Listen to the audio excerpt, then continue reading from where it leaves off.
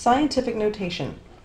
The whole idea of scientific notation is getting numbers into a format that's easier to read. For example, if we're using a number that is very, very large or very, very small, for example, 1,500,000, this is actually not that great big of a number for science. We're going to be using a lot bigger numbers later on in our chemistry class. The other end of the spectrum is very small numbers where you have 0.000, right, out to here. To put this into an easier format to read, we're going to put this in scientific notation. So here are the two examples that are given. I'm going to take this and convert it into scientific notation. And when I do that, I'm going to end up with a number that ends in times 10 to the something power. That times 10 to the whatever power means times some number that this means. 10 to the 6th power means a 1 followed by 6 zeros. So 1 million.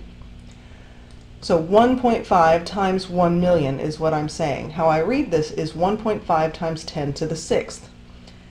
So I have 1,500,000. How do I get to 1.5 times 10 to the 6th? Well, the decimal in 1,500,000 would be at the end here. All right?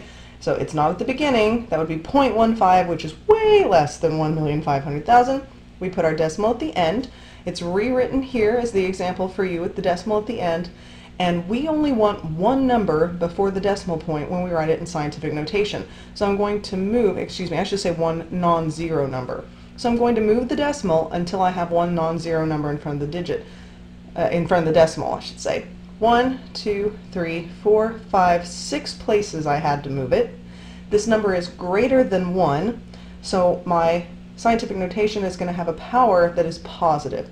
So I moved it 6 places, 1.5 times 10 to the 6th. If I were to take 1.5 times 1 million, I would get 1,500,000. So that's what scientific notation means. On the opposite end here, if I've got a very small number that's less than 1, I'm going to end up with a power that is negative. This means that I have a very small number. 10 to the negative 5th is 0.00001. Notice that 1 is in the 5th spot.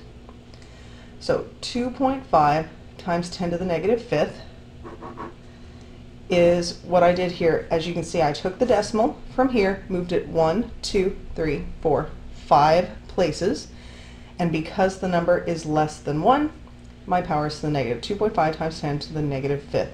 That's how you're going to do these. So the first problem, 0.008, here's my decimal. I'm going to move it 1, 2, 3 places so that I have the decimal after a non-zero digit, and so I would have 8 times 10. This is less than 1, so I know that my power will be negative, and it was 3 places, so 8 times 10 to the negative 3rd. Now you could write this as 8 point or 8.0 times 10 to the negative 3rd, however you'd like to do it. Now when you go down to the bottom of this page, you'll see that you're going to convert it back to standard notation. So remember, this means it's bigger than 1, so I'm going to move my decimal to the right to get a bigger number. So 3, the decimal would have been here. I'm going to move it 3 places over, so 1, 2, 3, which means I need to fill in these 2 spots with zeros, and I end up with 3,500 as my answer because I moved it 3 places over. 1, 2, 3. The rest of these are done the same way. The rest of these are done the way that we did them up in the examples. If you still have any questions, feel free to come ask.